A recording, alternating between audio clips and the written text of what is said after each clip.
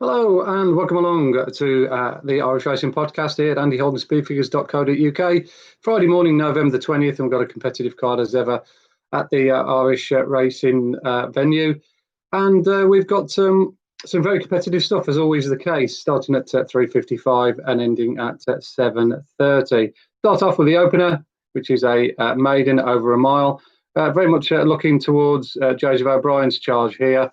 A horse called Ratty, right down the foot of the card.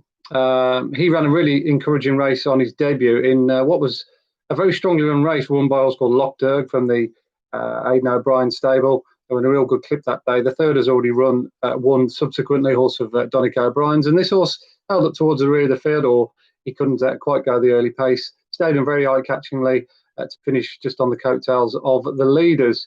His time figure in isolation was very good. I'd expect him to improve quite considerably. A lot of Joseph's horses do for their first run to the second. And he's drawn his stall one as well, which has got to be considered some kind of advantage. Doesn't look a particularly strong race behind him. Artistic Work has had quite a few chances. I'd certainly give Bear Story half a mention. He ran in a barrier trial here back in September, which was quite good on the figures I did that day. So I'd certainly respect him. And he ran quite well on his debut at the Curragh the other day. But it'd be a decent horse to beat Ratib, albeit I do think Ratib is priced up probably about right. On to the 4:30. Probably take a chance here on Lily Lake. As you can see on our figures, he's got 3 of the 4 fastest times. And he's shift stable from Andrew Balding when trained in the UK. She now runs in the care of Donald Kinsella. And our last run at Newmarket was a very eye-catching one. She finished third behind Colonel Whitehead back in September, but she didn't get the clearest of runs that day. She was held up towards the rear and then sort of caught the eyeball running on through beaten horses. I marked her up as a horse that certainly to keep on the right side of. She got plenty of form on the all-weather. You notice in a form book that places like Lingford and Chelmsford, she's finished runner-up a couple of times. So it's not as if she's got no synthetic surface form. Nicely drawn in stall 5 here tonight.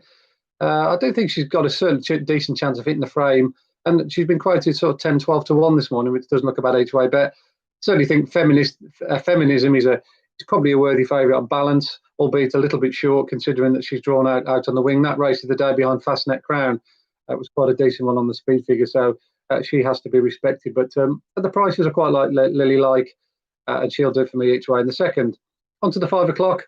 Trappy, I'll handicap this, but Hapog, I'd probably give him another go. He ran here the other day off the back of a long layoff, and he just got nutted in the latter stages by a wild outsider, which has very much been indicative of the recent results here at Dundalk, level 8. But the circuit time was really good. That Turf Ranger won, clocked a 2:03 circuit. And if you compare Hapog's circuit that day over that course and distance, the extended mile and a quarter, to the one that was achieved by Pashmina, that horse did a 2:05 circuit. So roughly around about 10 lengths difference between those two races. Not too far apart either. So I think Hapog has very much got the advantage here tonight based on the numbers. Very consistent horse here. You know, he often runs his race, as you can see. He's won a couple of times early on in the campaign. So he's probably just about going to take all the beating here. He's the most reliable horse in the race, I think. But again, priced up accordingly. I don't think you're going to get rich on him, 6 to 4, but he's the most likely winner of that 5 o'clock. On to the 5:30, a rated race over 7 furlongs. This one's probably the toughest race on the card by a long way. We've got a Diva here, horse I tipped up last time out, won a maiden. You've got Acquiescence, a good good winner here last time out in a very competitive race. Pulse of Shanghai's in really good order. I'd certainly give Leadership race a squeak as well. You can forget his last run because he missed the break. He found to be post-race coughing.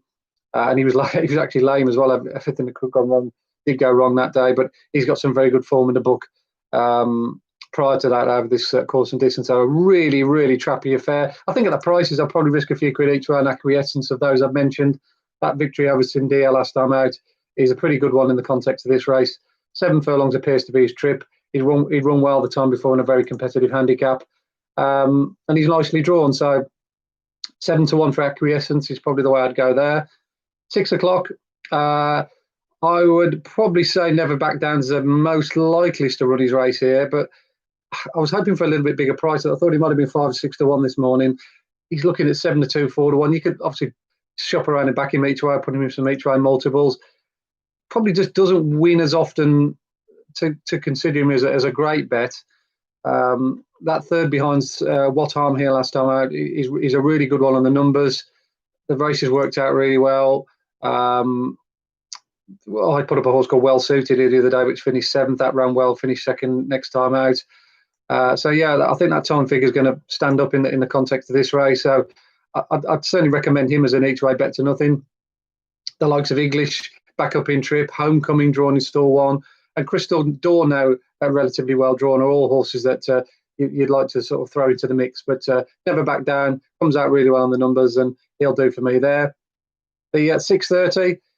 I'll probably give another go for Gerard Maddox. On his last 2 runs, he's been beaten fair and square by Pillar, but if you look where he's been drawn 12 and 13 respectively, but tonight he's drawn stall 2.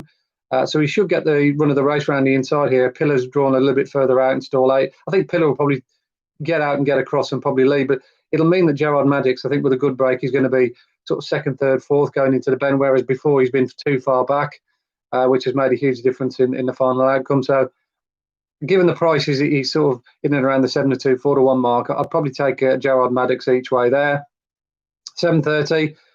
Again, I think the race is priced up absolutely bang on. We'd have, based on our numbers and his current form, Norviento in his favourite, and that's very much the case. It's a difficult race to make too many concrete cases out for the rest. I went through this race last night and this morning. I was trying to find something rock hard each way, and I just couldn't come up with anything. So I'll probably just go with Norviento. She's a very consistent mare here at this track. This is her trip. She's got a decent draw. So everything points in her favour to go really well there. On to the final race. I've got this race between Fridtjof Nansen and Shilwaf. I'll probably fall down on the side of Fridtjof Nansen, just slightly stronger than Shilwaf based on the draw. And that run behind What Arm last time out, as I've reiterated in several podcasts, is a very good one on the figures. And I do think dropping back down from 7 furlongs to 6 furlongs will really suit Kieran Cotter's charge. He's all speed. He's actually run loads of good races over 5. His 2 best races here at Dundalk were over 5 furlongs, particularly that one when he was 2nd to Arcanars last year. So he does like the track. He's nicely drawn in stall 7, right bang in the middle. And the pace is very much holding up here as well at Dundalk at the moment. Horses that race prominently are seeing it out from the front. So that'll definitely favour both Fridtjof Nansen and Shilwaf. Now, you can either back Fridtjof Nansen each way at 9-2, or perhaps Dutch the pair 9-2, Fridtjof Nansen, or take the 11-2 about Shilwaf. But you've got a good chance of being on the winner with either one of those 2 there. Okay, thanks very much for listening to this edition then of the Irish Racing Podcast and AndyHoldersSpeedFigures.co.uk. Hopefully you can tune in again tomorrow when we're going to take a look at the jumps card from Nice. Until then, it's bye for me for now.